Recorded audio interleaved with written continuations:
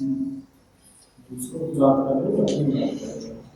Sir अपने लिए भी सोच रहे हैं तो शुरू से रही तो अब चाहते हैं सभी लोग कि जीव हत्या नहीं करनी चाहिए, फिर भी सर बुद्धि तो है कि हम नहीं करते सर। अपनी बात करो, तुम क्यों करते हो? हम नहीं करते सर। बस जो करते हैं गलत ही करते हैं। तुम ना, तुम समझो बात, तुम दुनिया में इतनी हिंसा है और उसकी वजह से इतना क्लेश दर्द है। तुम्हें क्या लग रहा है उसमें जीव हिंसा का योगदान नहीं है? इतने जानवर रोज मारे जा रहे हैं, उनकी मौत का फल तो इंसान को भुगतना पड़ेगा ना। इतनी देर में हमने बात करी है, इतनी देर में लाखों जानवर कट गए, इतनी देर में बात कर रहे हैं, तो इंसान को इस सब का मुआवजा नहीं होता है। बात तो करते हैं, फल तो लगेगा। हमारी तुम्हारी पीड़ा है,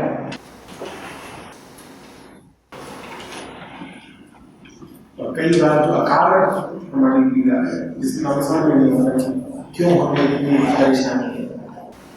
उस सब में इस बात का बहुत बड़ा योगदान है कि आदमी ने प्रकृति के साथ, नदियों, पहाड़ों, पक्षियों, पशुओं के साथ बहुत बड़ा व्यवहार किया है। तो अहिंसक है, जितना हिंसक रहे हो उतना ही तुम्हें दुख भी मिलेगा। कहते हैं, बिल्कुल गलत नहीं कहते हैं जीवन है पाप, बिल्कुल ठीक कहते हैं। पाप है और पाप हमारे माथे खूब चढ़ा हुआ है, इसीलिए तुम इतने दुखी हैं,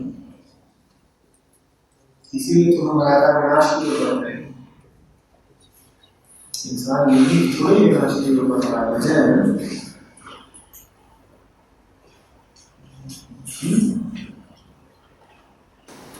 जैसे का लोगों से पूछा तो अपने सीनियरों से, तो उनका सर ये रहा कि हमें भगवान ने ऐसी जगह पैदा ही किया जहाँ पर खाना नहीं था, सब्जी नहीं थी, तो क्या कर सकते हैं, वो शुरू से करना है।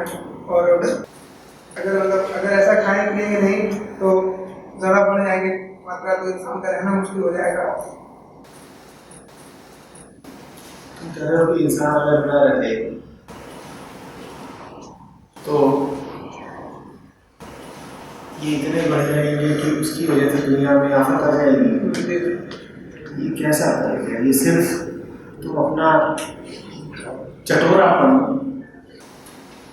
बचाने के लिए इस तरह का उतर देते हो। तो मुझसे क्या कहता है कि गाय का दूध निकालना जरूरी होता है, क्योंकि गाय का दूध अगर इंसान न पिए तो इतना अधिक दूध देती है, वो इतना अधिक दूध उसके पैदा होता है कि वो आफत में आ जाएगी। मैंने कहा इसका मतलब तो ये जंगल में कितनी गायें हैं, वो तो अधिक दूध की वजह से पीला से मर रही होंगी। कैसा तर्क दे रहे हैं?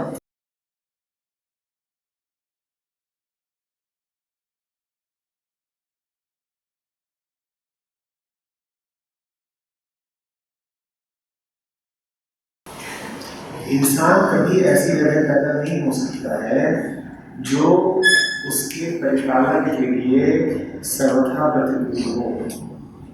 चांद पर ऐसा कुछ नहीं है जिसमें इंसान पल बढ़ सके, तो चांद पर इंसान पाया भी नहीं जाता, या पाया जाता है? मंगल ग्रह पर ऐसा कुछ नहीं है जिस पर इंसान अपना पोषण पा सके, तो मंगल ग्रह पर इंसान पाया भी नहीं जाता। इसी तरीके से पृथ्वी पर भी इंसान जहाँ कहीं पाया जाता है वो सब वही जगह हैं जहाँ पर उसके अनुकूल भोजन मौजूद है। तो ये बातें सिर्फ बहाना है कि हम तो ऐसी गलत जगह पैदा हुए हैं जहाँ हमारे लिए कुछ मिलते ही नहीं है, तो हमें तो मजबूरी के कारण जानवर मारने पड़ते हैं। ये बातें सिर्फ बहाना है, ये बातें सिर्फ जबान के चटोरेपन को छुपाने का बहाना है।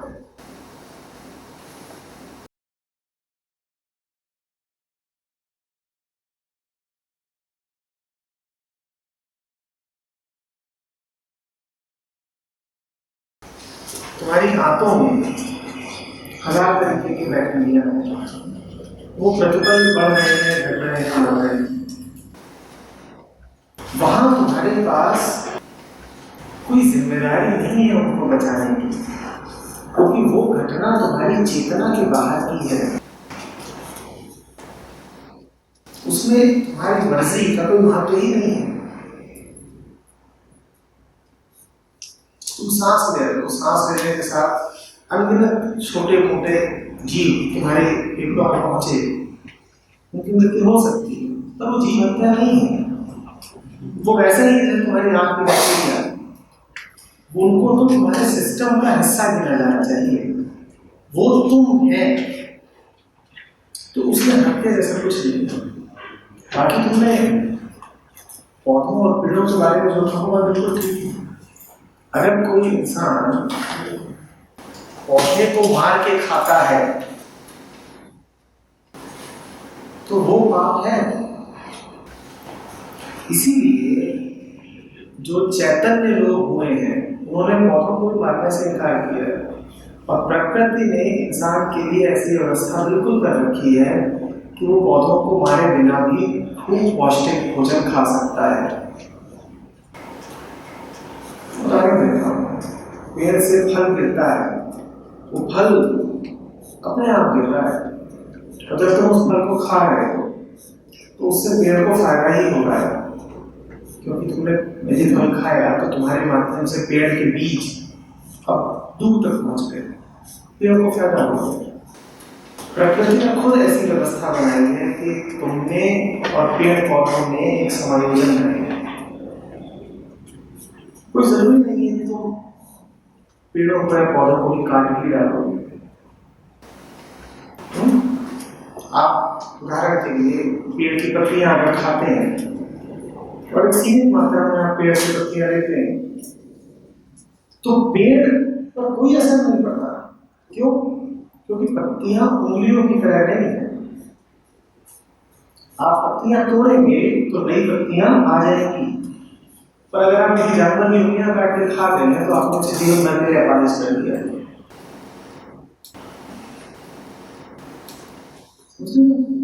तो प्रकृति ने खुद आपको पेड़ों की पत्तियां दी हैं, आप खाइए। हाँ, ऐसा मत करिए कि आपने पेड़ का तना ही काट दिया। आप फल खाइए, आप शाक खाइए, आप पत्तियां खाइए, और वो सब प्रचुर मात्रा में उपलब्ध है। और अगर कोई ये कहे कि इससे आपको पोषण नहीं मिलेगा तो ये भी कुतर्क है। आज बड़े बड़े एथलीट हैं जो ये तो छोटी छोटी मांस खाते हैं, वो दूध भी नहीं पीते, और वो दुनिया के ऊंचे से ऊंचे, ताकतवर से ताकतवर, तेज से तेज एथलीट है। तो आपको ये तर्क है कि मांस खाना, जानवरों को सताना, जानवरों को मारना, जानवरों का दूध निकालना जरूरी है स्वास्थ्य के लिए, तो वो भी तथ्य पर बात नहीं हो रहा है। आप जानवरों को अलग छोड़ दीजिए, उनकी अपनी दुनिया है, आपको हस्तक्षेप करने की जरूरत नहीं है। जैसे जानवर आकर के आपकी दुनिया में कोई हस्तक्षेप नहीं करते, अलग रहते हैं ना, मस्त रहते हैं, वो आना ही नहीं चाहते। ठीक तरीके से आप उनको अलग छोड़ दीजिए, आप क्यों उनके घर में पट्टा डालते हैं?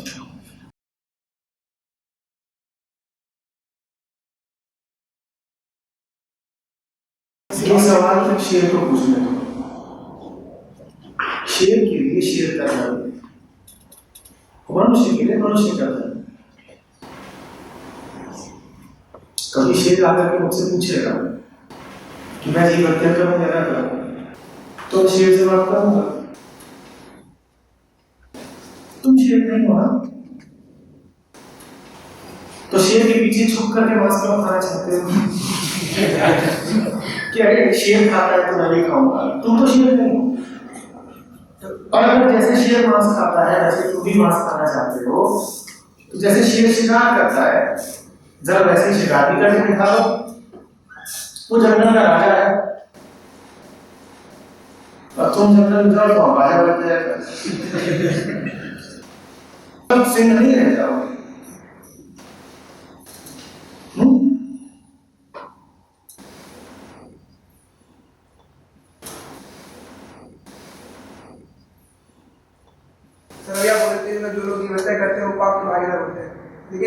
बहुत से ऐसे धर्म है जिसमें जीव हत्या होती है, तो वो तो बोलते हैं भगवान एक हर धर्म में ऐसा, तो सर वो भी भाईदार, आपके भाईदार होंगे। हर धर्म ऐसा कर रहा है क्योंकि धर्म सिर्फ तब है जब उसको समझा जाए।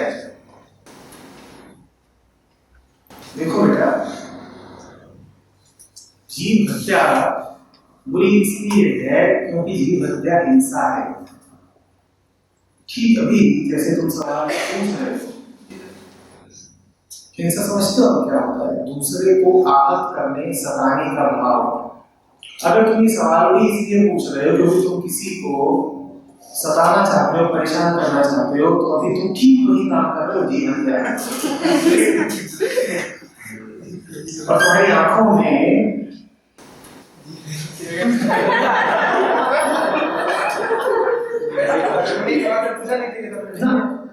साफ दिल से कोई भी सवाल अच्छा होता है, पर जब सवाल इसलिए पूछा जाए कि किसी पे बाढ़ चलानी है तो वो सवाल अच्छा नहीं होता। सभी लोग पूछते थे, हमने पूछ लिया अगर आप अब तो मेरे को भी बाढ़ चलानी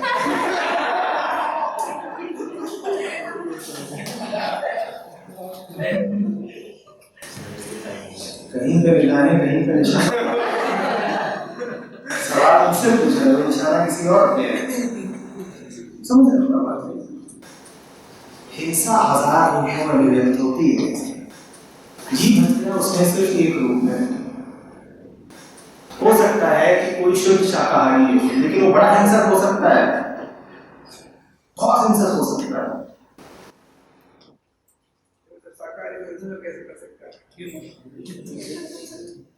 शाकाहारी घरों में भगोई जलाई जाती है अक्सर, बहुत ऐसे किस्से पढ़ोगे। हिंसा हुई कि नहीं? और शाकाहारी बाप अपने शाकाहारी बेटे पर दबाव डाले हुए कि तू ये पढ़ाई कर और ये पढ़ाई ना कर, हिंसा हुई कि नहीं हुई? बोलो जल्दी बोलो। और शाकाहारी घर से शाकाहारी नौजवान निकल करके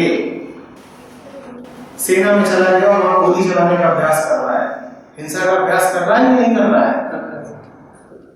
तुमसे किसने कह दिया कि सिर्फ जीव हत्या ही हिंसा है? हिंसा हजार रूपों में सामने आती है।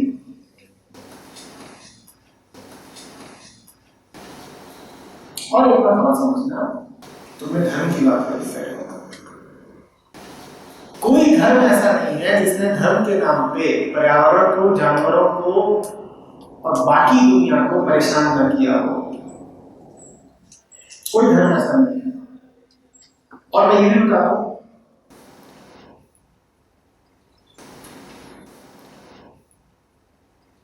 वो काम किसी धर्म का नहीं होता, वो काम आदमी के अज्ञान का होता है। हाँ, आदमी अपने अज्ञान को ढकने के लिए धर्म का सहारा ले लेता है। तुम जब भी किसी के साथ हिंसा करते हो तो हिंसा तुमसे धर्म नहीं करवा रहा, वो हिंसा तुमसे तुम्हारी वृत्तियां, तुम्हारा अज्ञान, तुम्हारा लालच करवाता है। लेकिन तुम ये स्वीकार नहीं करना चाहोगे कि मैं लालची हूं, मैं डरा हुआ हूं, मैं हिंसक हूं। तो तुम क्या बोलोगे कि ये तो मैं धर्म का काम कर रहा हूं साहब, ये मैं धर्म का काम कर रहा हूं।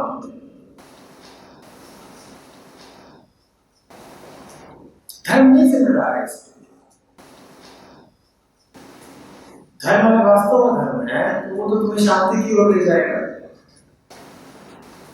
हिंसा की ओर तुम्हें धर्म नहीं ले जाता, तुम्हारी अपनी मूर्खता ले जाती है। हर धर्म में यही है, कहीं बलि का रिवाज है, कहीं अन्य तरीकों से हिंसा है।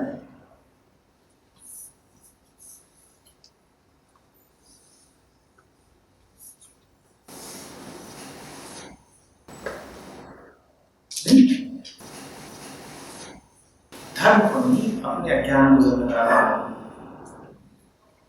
अपना अज्ञान हटाओ, हिंसा अपने आप हट जाएगी और हर रूप में हटेगी। क्योंकि अभी हमने कहा हिंसा हजार रूपों में व्यक्त होती है। जब हिंसा दिल से जाती है तो जितने भी रूपों में व्यक्त हो रही होती है, हर रूप से जाती है। अन्यथा तो किसी एक रूप पर आक्रमण करते रह जाओगे, बाकी सारे रूप कायम रह जाएंगे।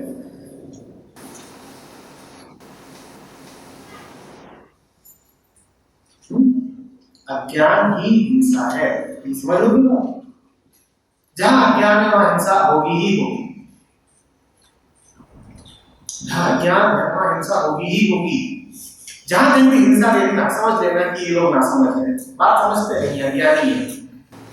और हिंसा हजार प्रकार की होती है, पर भूलना मत। सिर्फ खून बहता देखो तो उसे हिंसा मत समझ लेना। जाति प्रथा बहुत बड़ी हिंसा है।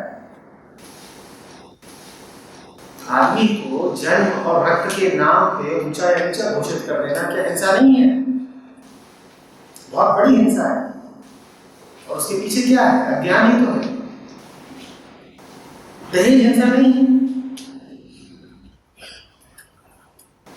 तुम जिस काम के पैसे लेते हो वो काम ठीक से न करना हिंसा नहीं है?